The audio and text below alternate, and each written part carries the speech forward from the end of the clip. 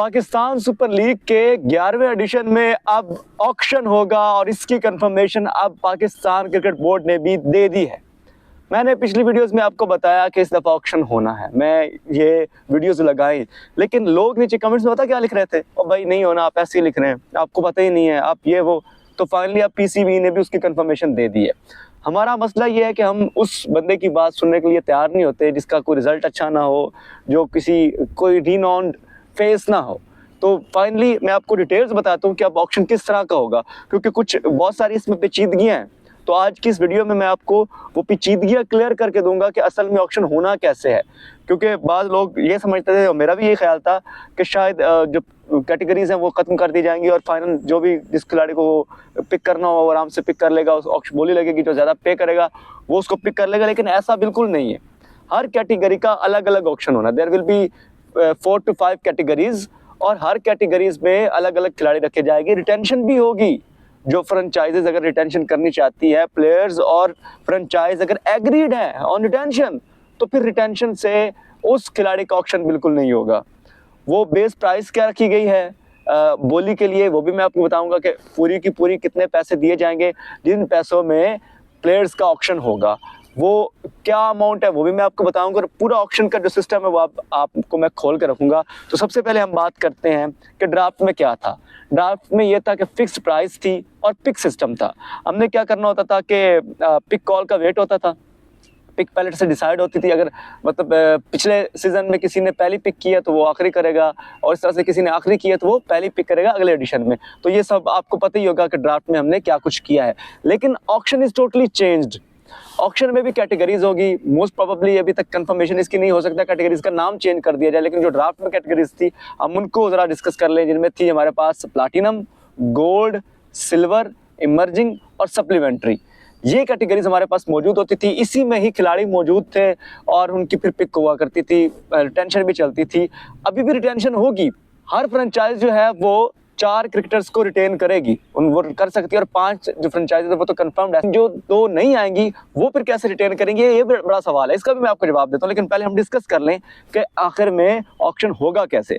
पहले तो base price रखी जाएगी, और बेस प्राइस हर फ्रेंचाइज को जो दी जाएगी वो दी जाएगी $16 लाख की। यानी कि $16 लाख के अंदर अंदर उन्होंने अपना 16 रुकनी या 20 रुकनी जो टीम का स्क्वाड है वो तश्कील देना, वो बनाना है।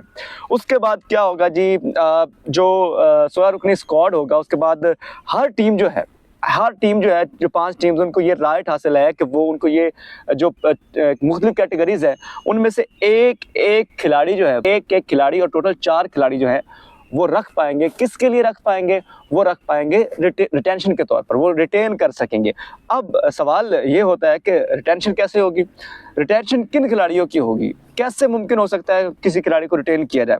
अब इस पर एक बात बड़ी इंपॉर्टेंट है, वो ये है कि अगर किसी खिलाड़ी को रिटेन करना है किसी भी फ्रेंचाइज, ये जो 5 टीमें इन्होंने अपने 4 खिलाड़ी जो हैं वो रिटेन करने हैं, वो ये कर सकते हैं, दे हैव राइट।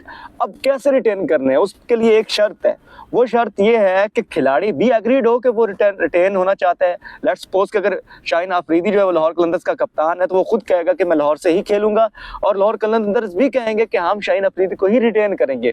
तो इस सूरत में रिटेंशन हो सकती है। अगर खिलाड़ी कह दे कि भाई मैंने इस फ्रेंचाइज के साथ नहीं खेलना, तो फिर वो ऑक्शन में चला जाएगा, और अगर फ्रेंचाइज कह दे कि हमने इस खिलाड़ी को रिटेन नहीं करना, तो फिर भी वो ऑक्शन में चला जाएगा। दोनों सूरतों में खिलाड़ी ऑक्शन में जाएगा। अब अगली बात जो कि बड़ी इंपॉर्टेंट है वो ये है कि लेट्स सपोज अगर फ्रेंचाइजेज ये चाहती है कि किसी इंटरनेशनल खिलाड़ी को डायरेक्ट अपनी टीम में शामिल किया जाए, तो वो भी किया जा सकता है। अब सवाल ये उठता है कि कैसे शामिल किया जा सकता है, तो उसको कहते हैं डायरेक्ट साइन करना। तो कोई भी फ्रेंचाइज जो है वो किसी भी खिलाड़ी को, इंटरनेशनल खिलाड़ी को डायरेक्ट साइन भी कर सकती है। कैसे साइन कर सकती है? सिंपल है कि वो उस खिलाड़ी से कॉन्ट्रैक्ट करे, लेकिन यहाँ भी एक शर्त है, और वो शर्त क्या है? वो शर्त ये है कि जिस खिलाड़ी को आपने डायरेक्ट साइन करना है वो खिलाड़ी 2025 का एडिशन ना खेला हुआ हो। 2024 का खेला हो, 2023 का खेला हो बेशक, लेकिन 2025 का ना खेला हो। अगर 2025 को उसने खेला होगा वो फिर रिटेंशन में चला जाएगा। तो इस तरह से उस खिलाड़ी को डायरेक्ट साइन कर लिया जाएगा। अब हाँ, टीमों ने 4 खिलाड़ी रिटेन कर लिए अपने। अब सवाल ये उठता है जो नई 2 टीमें आनी है वो कहाँ से चार अपने जो बेस खिलाड़ी है रिटेंशन के बाद, क्योंकि जो ऑक्शन है वो 4 खिलाड़ी हर टीम के पास होंगे, उसके बाद शुरू होगा। जो हर कैटेगरी का अलग अलग ऑक्शन होगा। कैसे होगा वो मैं आपको बताता हूँ। अब लेट्स सपोज कि हर टीम ने 4-4 खिलाड़ी अपने रख लिए। अब 2 नई टीमों के पास खिलाड़ी नहीं होंगे। अब जिन्होंने रिटेन कर लिए हैं खिलाड़ी, उसके जो बाद बचेंगे खिलाड़ी जो रिलीज होंगे हर ईच कैटेगरीज में से, उसको जो बाकी 2 टीमें हैं वो अपने रिटेन खिलाड़ियों के तौर पर रखेंगे। अपने 4 का जो पूरे स्क्वाड उसको करेंगे 4-4 दोनों रखेंगे, यानी कि सियालकोट और हैदराबाद 4-4 खिलाड़ी रखेंगे। अब क्लियर हो गया कि हर टीम के पास, यानी कि 8 टीम में हर टीम के पास अपने 4-4 खिलाड़ी मौजूद हैं। उसके बाद क्या होगा? उसके बाद होगा ऑक्शन हर कैटेगरी का। हर कैटेगरी में से जो फ्रेंचाइज है वो अपने हिसाब से अपने खिलाड़ी पिक करेगा। पहले प्लैटिनम का लेट्स सपोज अगर होता है तो प्लैटिनम का ऑक्शन होगा, खिलाड़ी उसकी बोली लगेगी। और यहाँ पर कट ऑफ प्राइस भी है। अब आप पूछेंगे कि ये कैसे आ गया, कट ऑफ प्राइस कैसे होगा? जो 16 लाख डॉलर्स बेस प्राइस दी गई हर फ्रेंचाइज को, उसमें से 4 खिलाड़ी उन्होंने रिटेन किए हैं, उसकी प्राइस कट जाएगी। वो कितनी प्राइस होगी वो पीसीबी डिसाइड करेगा। वो आइंदा आने वाली वीडियो में मैं आपको बताऊंगा कि वो कितनी प्राइस है।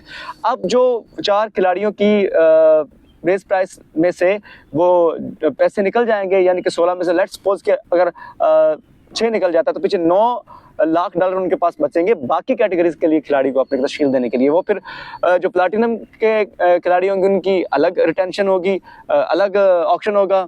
और फिर जो सिल्वर है और गोल्ड है, फिर प्लैटिनम और सप्लीमेंट्री है, इनकी अलग अलग करके इस तरह से इनका जो ऑक्शन है वो होगा। और वो अपने खिलाड़ियों को सिलेक्ट किया जाएगा। वो वैसे ही बोली, आपको पता ही है कि जो ज़्यादा बोली लगाएगा वो इस चीज़ को दिमाग में रखते हुए कि जो खिलाड़ी पिक करना है उसको आपने, जो आपका पीछे बचना है 4 खिलाड़ियों की कट ऑफ प्राइस के बाद जो आपके पास पैसे बचना है उसमें से आपने उसको खरीदना है।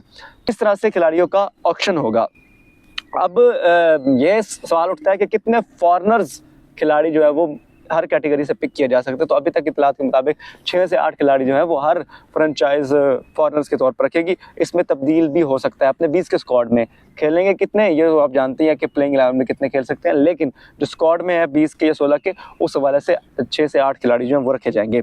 तो मैंने आपको डायरेक्ट साइन का बता दिया, वो किस तरह हो सकता है। उसका सिंपल सा फार्मूला है कि जो खिलाड़ी डायरेक्ट साइन होगा इंटरनेशनल, उसको 2025 का एडिशन उसने नहीं खेला होगा और वो डायरेक्ट साइन उसको कर लिया जाएगा। अब इस दफ़ा ऑक्शन होने जा रहा है तो ऑक्शन के हवाले से जो डेट है वो जल्द कंफर्म हो जाएगी। मोस्ट प्रोबेबली फरवरी के पहले 2-3 दिनों में ये चीज़ें हो जानी है।